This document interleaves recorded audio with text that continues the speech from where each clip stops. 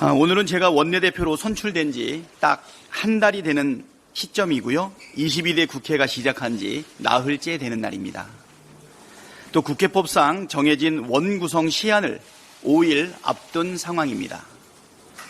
언론인 여러분께서 원구성 협상과 관련해서 궁금하실 게 많을 것 같아서 기자 간담회를 준비했습니다. 22대 국회는 21대 국회와 전혀 다른 국회가 되어야 한다고 제가 수차례 말씀드린 바가 있습니다. 22대 국회는 총선을 통해 나타난 민심을 올바로 제대로 반영하는 국회가 되어야 할 것입니다. 국민께서 지난 총선에서 윤석열 정권의 무능과 무책임, 무도함을 심판하셨고 헌정사상 처음 야당을 단독 과반으로, 그것도 171석의 제1야당으로 만들어 주셨습니다. 민주당이 정권의 무능, 무책임, 무도함을 멈춰 세우고 책임있게 민생개혁 과제를 완수하라는 의미로 우리는 받아들이고 있습니다. 모든 일은 첫 단추를 제대로 잘 꿰어야 합니다. 원구성 협상은 제22대 국회의 첫 단추를 꿰는 실로 중요한 일입니다. 국민께서 바라시는 실천하는 개혁국회를 만들려면 신속하게 원구성을 완료하고 국회가 일을 해야 합니다. 민주당은 이미 3주 전부터 국민의힘과 원구성 협상에 나섰습니다. 보다 자세한 경과는 박성준 수석 부대표가 설명드리겠지만 국민의힘은 아직까지 제대로 된 안조차 내놓지 않고 시간만 질질 끌고 있습니다. 대화와 타협도 서로 안을 내놓고 하는 것이지 안도 내놓지 않고 대화하고 타협하는 것은 불가능하지 않습니까? 관례를 존중하지만 관례보다 법이 우선입니다. 민주당은 마냥 기다릴 수 없습니다. 국민의 힘의 시간 끌기를 계속 용인하는 것은 국민의 기대와 요구를 배신하는 것이고 소수의 목리에 다수의 의사가 왜곡되는 일은 민주주의의 원리에도 왜곡되고 반하는 일입니다. 국민의힘이 계속해서 무성의하고 무책임한 태도로 임한다면 민주당은 국회법이 규정한 대로 원구성을 진행할 것입니다. 제22대 국회가 국회법을 준수하며 시작할 수 있도록 국민의힘이 신속하게 원구성안을 들고 협상 테이블로 나오기를 거듭 촉구합니다. 이상입니다. 먼저 그 원구성 협상 과정들을 좀 설명하기 전에요. 22대 이제 총선의 의미가 뭐냐, 이걸 좀 되짚어 볼 필요가 있을 것 같습니다.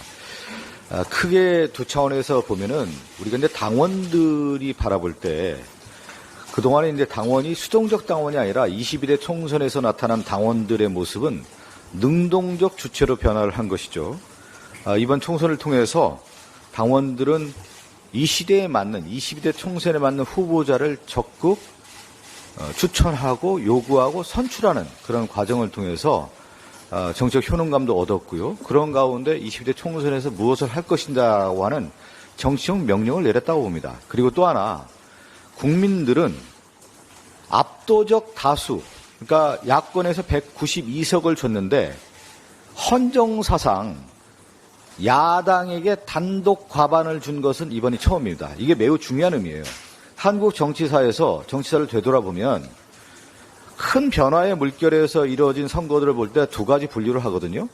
예를 들면 87년 민주화 이후에 소선거구제 하에서 88년 총선은 정초선거다, 라고 하는 거예요. 파운데이션 일렉션이라는 표현을 쓰는데, 근데 그 와중에 큰 변화의 물결이 있는 선거를 크리티컬 일렉션, 중대선거라고 하는데, 이번 2024년 22대 총선은 새로운 변화, 큰 변화를 이끌어가고자 하는 국민의 총선의 민의의 반영이라고 할 수 있는 중대선거다, 크리티컬 일렉션이다.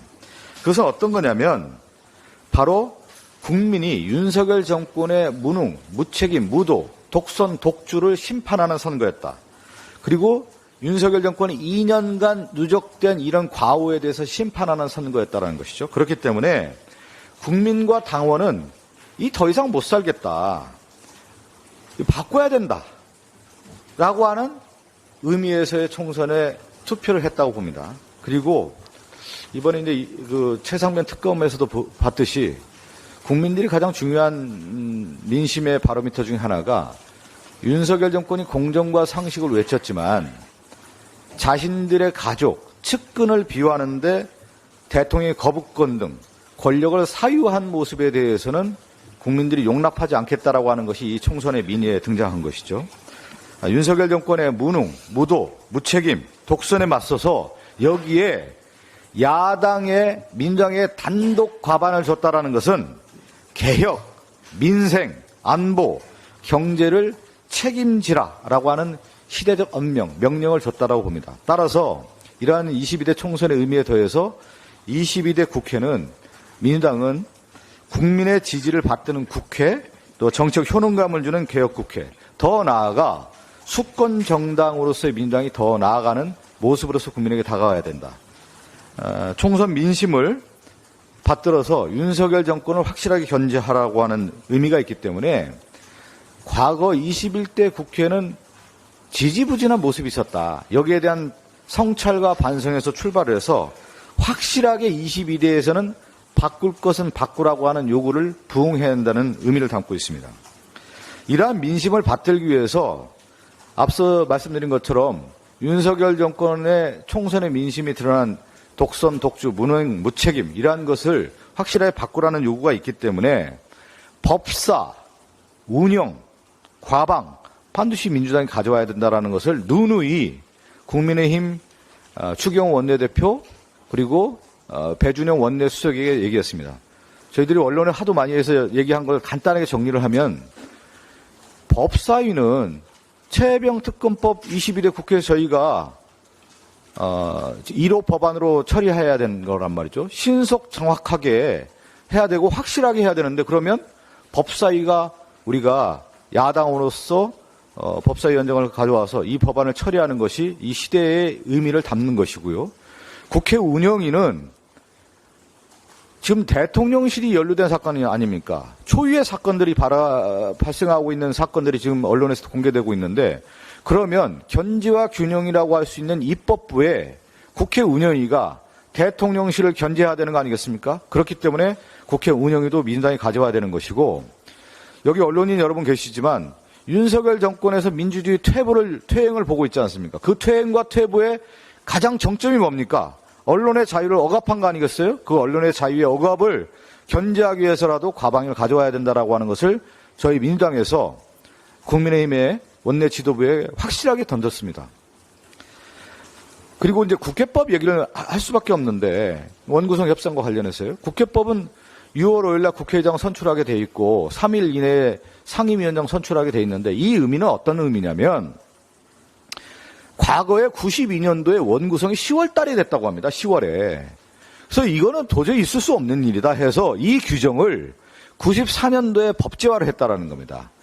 그래서 제가 이 법에 대한 해석, 6월 5일 날 국회의장 선출하고 6월 7일 날 상임위원장 선출이라고 하는 의미는 그 이전에 여야가 이미 협상을 해서 특히 5월 30일 날 임기가 시작하지 않습니까? 22대. 그러면 일주일 동안 확실하게 매듭을 짓고 6월 5일 날 선출하고 6월 7일 날 원구성을 마치라고 하는 의미를 담고 있는 것이다, 이것은. 6월 5일 날 의장을 선출하고 협상을 하는 게 아니라는 의미입니다, 이거는. 6월 7일 날 완료를 해라, 완수를 하라, 완성하라는 의미이기 때문에 이 국회법을 우리는 준수한다라는 의미를 다시 한번 말씀드리고요.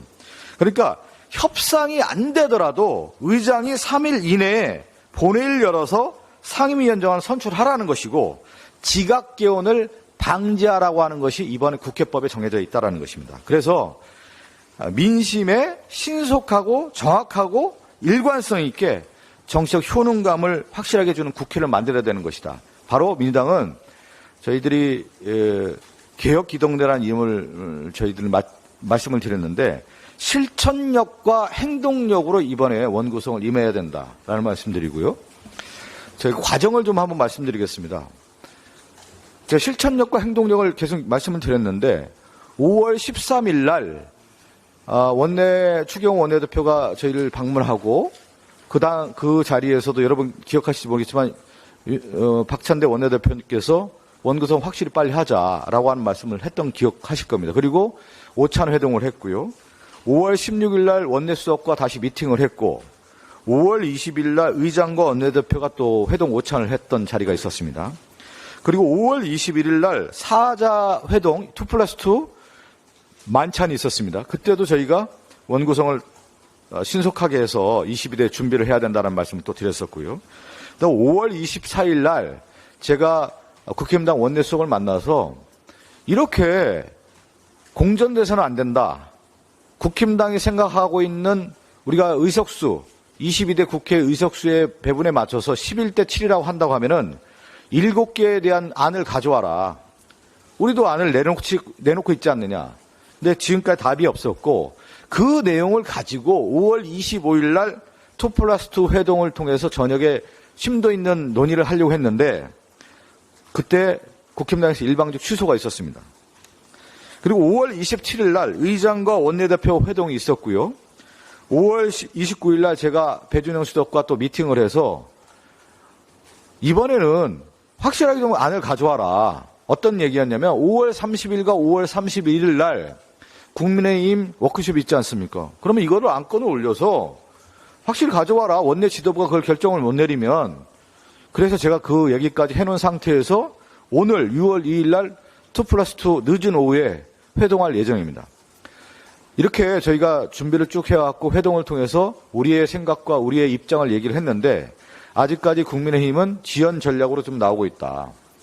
그 지연 전략은 어떤 뜻이겠습니까? 국회 효능감을 없애고 무능화시키겠다는 의미를 담고 있기 때문에 우리는 이것을 용납할 수 없는 문제다. 따라서 6월 5일 날 국회의장 선출과 6월 7일 날 원구성 완료라고 하는 국회법을 준수하는 가운데에서 오늘 회동을 임하려고 하고 있고요. 그것을 확실하게 저희가 다시 한번 국민의힘에게 의사 전달을 하고 각인시키려고 하고 있는 지금에 있는 모습입니다. 이상 말씀드리겠습니다.